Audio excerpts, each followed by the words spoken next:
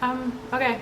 Hi everybody and welcome back to Chronically Fabulous. I know this video is a week late and I'm sorry, but things have been happening recently and I've not been feeling very great. So unfortunately videos had to take a back seat for a little while. So today's video is going to be talking about a decision I made very recently.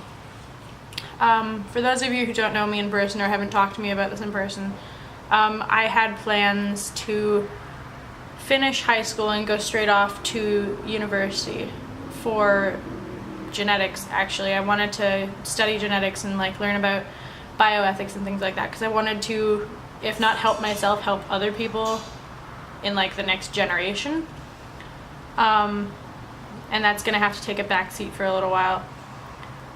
My chronic fatigue is getting very bad as the seasons change because here in Canada it's starting to get into like fall to winter-ish weather. So still like basic sweater weather, but not quite cold, but not quite warm either, and my body doesn't really like that. And the fatigue has gotten to the point where I either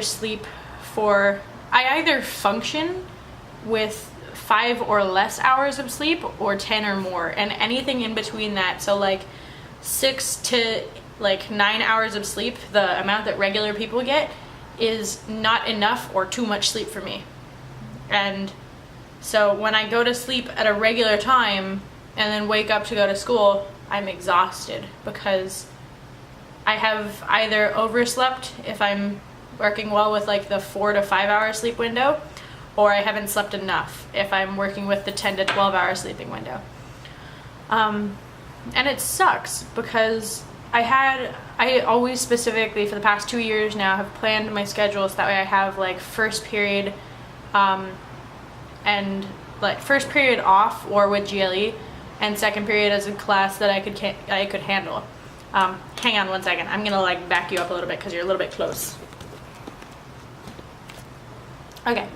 But I always had my timetable set up because I had a medical exception that allowed me to like make very specific changes to my timetable.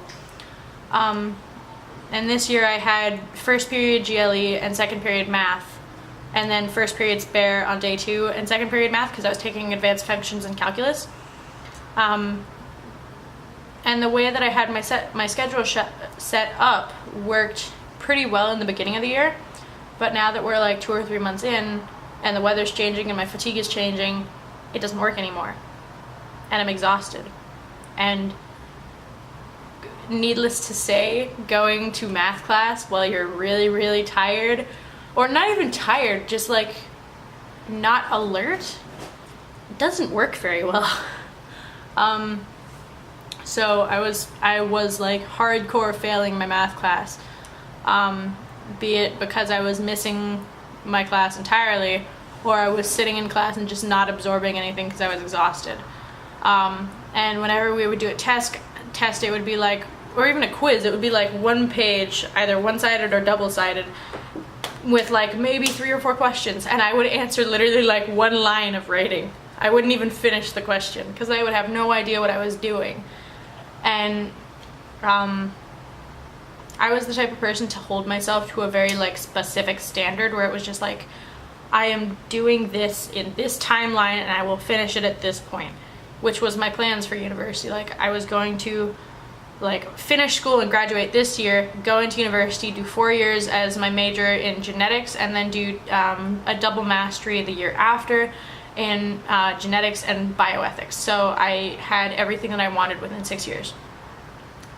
But now my life is taking a new direction, and I'm kind of okay with it now. I found out all of this stuff was happening last week, and I wasn't happy, to say the least, because again, I held myself at a very like specific standard, like I can do this and I will do it. But now I've come to a greater understanding and acceptance of like, it doesn't matter how quickly I go through school and I get to what I'm doing, so long as I don't give up on what I want to do. Like I will get there eventually, and I just have more obstacles in the way, but at the same time I'm not going to let them stop me. It might slow me down a little bit, but I'll get there eventually. And that thought process has in large part been thanks to Anthony and my mom and my guidance counselor at school, and just like, I don't know. A lot of people bash guidance counselors and VPs who give pep talks because it seems like a very generic, like, upbringing speech.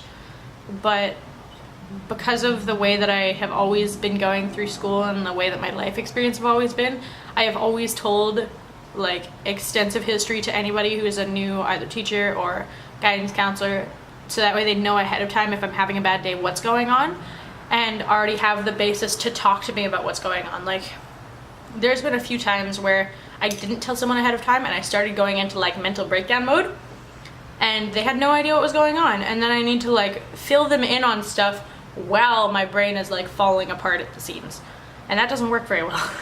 It doesn't work very well at all. But with the system that I have, and I like disclose a lot of like my family stuff, which I don't want to disclose on YouTube, but my family stuff, my medical stuff, my personal things like relationship wise and what's going on and all that shit, it makes it so much easier to just open up to a teacher or guidance counselor.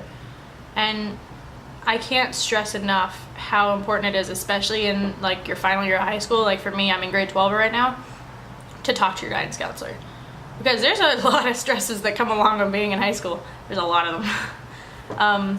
And having to go through that and feeling like you're going through it alone is not healthy. It's not healthy. And like, there's only so much help that your family or your friends can give you, because family has this vision of what they want you to be, and friends have this vision of how they already see you and you are good enough at that point. And both of them have detrimental biases as to like your growth pattern, whereas guidance can be a really good alternative to a family perspective and a friend perspective. Because the way that I have my relationship with my guidance counselor, oh my god, it looks like you can't see my nails with my fucking sweater. Sorry. But with the way that my guidance counselor and I are, she is someone who I can open up to without question. Like, I can literally walk in and just unload things that are on my mind, like I could with a family member or with a really close friend that I really trusted. But I can also trust her to give me a very straight and honest answer, like I would expect a teacher to. Just like, okay, this is what you need to do and this is how you're gonna get there, well, let's work on it. But I don't know, man. Like, I had a really rough time last week coming to the understanding that I felt like I was very out of control with what I was going to be doing now. Well, with what I was planning on doing, because of my plans changing. Like, for the past 4 years, I've had a set plan and I have stuck to it. And that changed this year. Which I'm not that great with change. I don't like it very much, because like I find something that works and I stick with it. But yeah, so I don't know. If anybody here who's watching has any like similar experiences either with school or with work or something like that, please leave them in the comments below. I always love reading the comments. My first video, Teenage Disability in Public Transit, has some really amazing comments on it. So even if you don't watch the actual video, I would really suggest going and like reading some of the comments just to know that you're not alone, because it's very nice. But yeah, so I don't know. If there's anything you guys want me to talk about in the future, like my thoughts or experiences with one thing or another, be it like, say, medications or hospitals, or like any stories that you want me to talk about, leave them in the comments below. I'd be very interested to hear your suggestions. But anyway, I'm Emily from Chronically Fabulous, and I will see you guys next week.